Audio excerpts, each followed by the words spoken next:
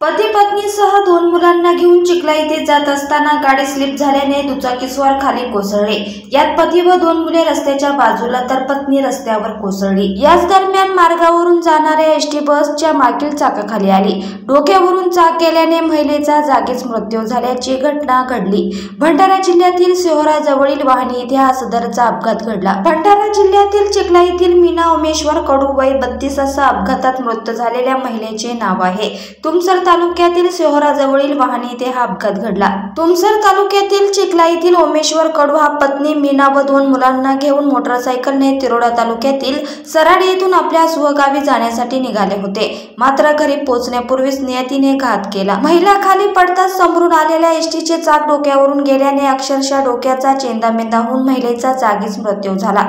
सुदैवाने या अपघातात पतीसह 2 मुले सुदैवाने बचावले। अपघाताची माहिती सिहोरा पोलिसांना समजताच ठाणेदार विजय कोसानंद पथकासह घटनास्थळी आले।